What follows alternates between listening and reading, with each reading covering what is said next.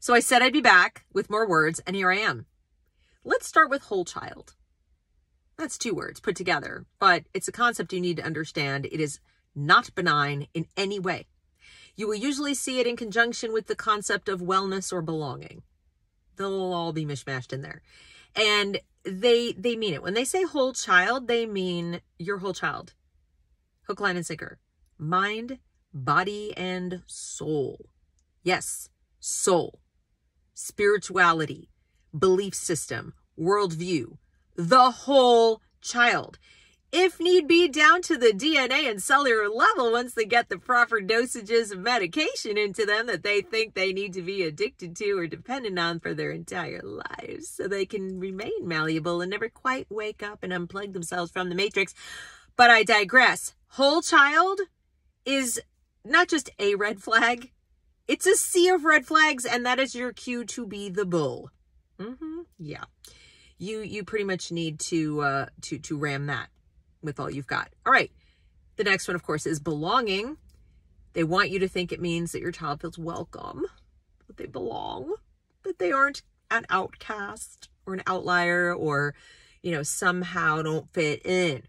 Except they actually do want your child to feel like he or she doesn't fit in unless they fit in to the new hierarchy that they are constructing as we speak, to the new set of social norms that they are manufacturing at rapid pace that is anxiety inducing for any individual. I don't care what age you are. So what is acceptable today won't necessarily be tomorrow. So you are in a constant state of heightened alert, which, by the way, is a symptom of an abusive relationship. If you've ever been in an abusive relationship and felt that walking on eggshells feeling that, what's acceptable today might not be tomorrow, and the ground is shifting beneath your feet, the goalposts are constantly moving, and you could never quite be completely acceptable in the eyes of the person or group of people who are running the show, running your environment, running your relationship for all intents and purposes because of whatever their power dynamic it is, emotional, sexual, financial, whatever.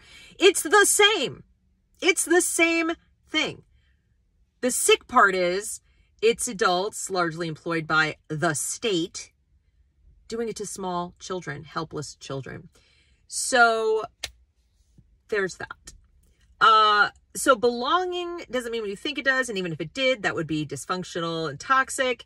But it means your kids belong to us or should belong to us. And we will be dictating what they should value, what should be important to them. And you are not on the list. You're not on the list. The only way for you to get on the list of things that they think your child should value or esteem is for you to esteem all the things the school esteems. If you do, if you're a good little girl or boy and you fall in line and you parrot their narratives and you do what they're doing, you continue doing what they're doing at home, then maybe you will be acceptable. But you won't be acceptable in the sense of getting to participate in choices. Okay? You won't be able to, influence what they're doing. You'll just not be deemed a terrorist who needs to be, punished or have your child taken away from you. So there's that. Again, similar to an abusive relationship, do as I say and nobody gets hurt. Got it? That's what belonging basically means. That's all it means. It's a new way of turning fitting in on its ear so they don't sound like the horrible bullies they actually are.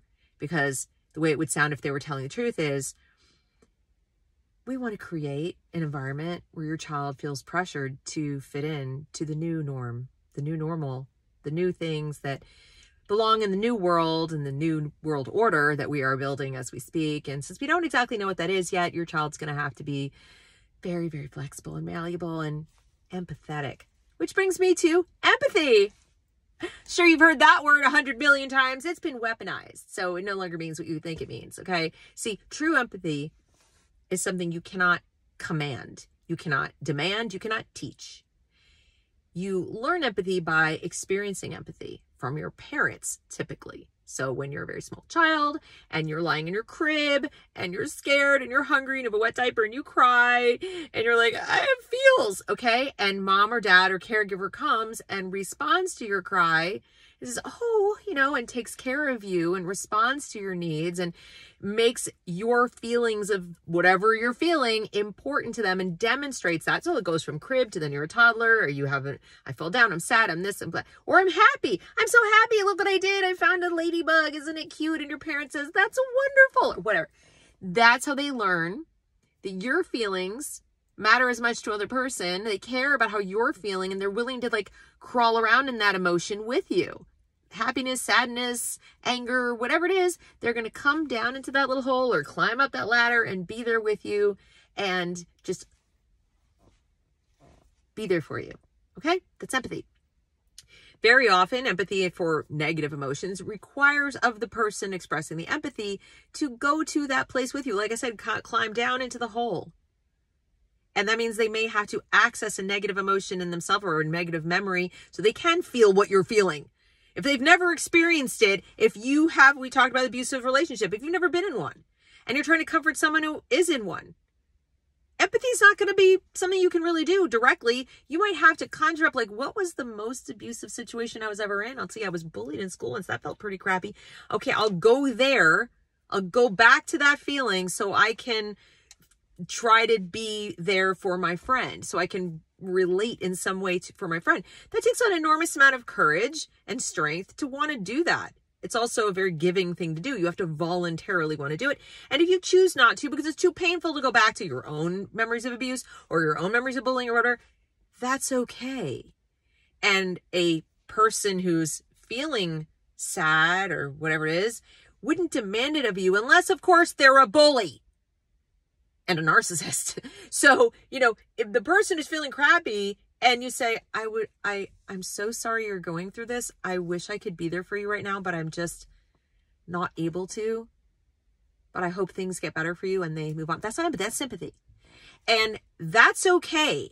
But our children are being taught that if you're not willing, if you don't just open yourself up and make yourself completely vulnerable on demand, feel my feels, relate to my feels, affirm my feels, even if my feels are completely disconnected from reality.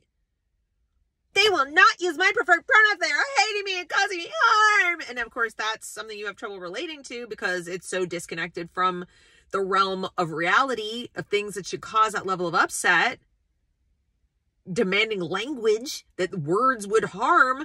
So you don't want to go there. You're like, I am feeling like I don't want to feel what you're feeling because it doesn't make any sense to me. And then now you're told that you're a bully. You're doubling down on the harm because you won't affirm their pain. You won't be with them in their pain. This is the kind of language that they're teaching our kids to use, and they're teaching our kids to, expect will be used around them. They're weaponizing that. They're saying empathy is something they're entitled to when it is absolutely not. It is the one. Well, actually, you can't really demand any emotion of anybody, but it is the one that is the most off limits to other people in terms of demands. You just don't do that. One could argue, I think convincingly, that it is bullying bordering on abuse to demand empathy from other people. You can ask. If they say no, I can't, I won't, not willing to, etc. It doesn't make them bad. It doesn't make them selfish. It doesn't make them mean. It doesn't make them harmful. It just makes them boundaried. Boundaried. Which brings me to boundaries. Another word they're twisting all out of like its normal definition. When they talk about, helping children have healthy boundaries and all these kind of things, their definition, what you have to hone in on is their definition of healthy. They're redefining the word healthy to mean giving, like I said, this automatic empathy, just being wide open, unless of course they have some intersectional designation that allows them to be closed, like they are so far on the victim scale, they're a, trans, disabled, Black, genetically female, indigenous, I don't know, pick something, Muslim, okay, whatever, like pick something where it's like all the intersections come together. That person is allowed to basically boss everybody else around and say, you must feel my feels and get out of my way, whatever. I mean, because they have so many check boxes checked off. That's it. Everybody else who doesn't have enough victim cred, who isn't in the right place on the intersectional matrix, is expected to be wholehearted and open and giving and loving and accepting and, you know, forget discernment, forget freedom of association. You have to love everyone. You have to accept everyone, even things that are completely objectionable to you, which is why religion is out. If you're Catholic or Christian or Jewish, or you have another religious tradition that has rules and has guidelines that you would like to live by that make certain things unacceptable to you or make certain values and behaviors less than desirable, and not that you would attack people, but you're just like, I don't want to date them, marry them, have them in my inner circle. I don't want to hire them. I don't want to do work with them. I just kind of want to keep myself over here because I want to live in according to this set of rules. That's not allowed. That's mean. It's racist. It's hateful. It's harmful. This is how they do it, you see? So we weaponize empathy. We put people who refuse to give empathy on demand or even to perform it, because it's not real if you're performing, but you have to at least perform. You have to demonstrate that you will bend the knee and kiss the ring of the intersectionality matrix. And if you don't, you're all bad things. You're evil. You're a horrible, horrible person. You're abusive. Okay? So that's how all that new psychobabble is being twisted to mean the opposite of what it means. The exact opposite. It's being weaponized right down to diagnoses. You don't do what they say, suddenly you have a cluster B personality disorder. You're a narcissist. You don't, affirm their delusions, suddenly you're just the worst kind of psychopath. I mean, it's demonstrably false if you live in reality, but that's what they're doing with words. So let's go on to comprehensive. That's another one, kind of like whole child. They're changing, SEL, and they know that people are onto them about SEL. So now they're talking about comprehensive whole child, or just comprehensive education. And what they really mean is the whole child, just like I just said, everything, hook, line, and sinker, body, mind, soul. Then we get down to anything related to health. As I said before, health doesn't mean what you think it means. Healthy doesn't mean what you think it means. Just like wellness, it's kind of right in there. So when we talk about health education or sex education, when you hear sex ed and you think, oh, they're going to teach them reproductive health and how not to get a disease or not to get pregnant, honey, you are like 40 years behind the time. No. In fact, they maybe won't even cover that. If they cover it, it's going to be like abortion. Let's move on. I mean, these are pills, these are things, but they spend much more time on sexuality. So it has gone from a, protective, we have to teach the kids how to protect themselves. We have to teach kids ins and outs because they might not learn it some other way. They'll learn it from their peers and it'll be all messed up. They'll get pregnant, they'll catch diseases, they'll do drugs. In fact, they're not spending very much time on drug use prevention at all anymore. It's like, again, a very small piece of sex ed or health or comprehensive sex ed or comprehensive health education is a lot more to do now with this mind, body, wholeness, queering, let's get in touch with our inner core and feel all things and be all things and be open to all experiences, especially sexual ones. This is where we learn about butt plugs and anal sex and oral, and why should there really be a difference in consent with adults and children, and what is a child anyway? If you think I'm kidding, I'm not. There are organizations, currently they run sort of after school programs and clubs and things that are school adjacent or part of the counseling program or in some other way. They're not like right smack dab in the classroom this week anyway. Give it a week. It'll be there. But they are literally teaching children how to have kinds of sex that are not heterosexual sex. Forgot even for pleasure. I mean, it's like it's gone from people saying, can you just teach them from a standpoint of reproduction to, okay, can you just make it about like it should be a healthy, not shameful experience, even if you're not reproducing, to now it's like, you little child have a right to sexual pleasure. And here's how to get it, even if you're 10. I mean, like, it's so sick that they've completely thrown out the reality that this is too much, too soon, too heavy, and overwrites the messaging about how dangerous it is to get pregnant when you're a teenager. It is actually physically dangerous. You shouldn't do that. How abortion is not like getting your tooth pulled. It's not benign. Also carries with it danger. How birth control of various kinds should be undertaken, you know, very responsibly, because it too can have side effects and consequences. That's all overwritten. The right to pleasure at a very young age with whomever you feel like, and nobody should intervene to the point where we now lie to your parents about what we're teaching, etc. Because the presumption is that parents who want to know to what?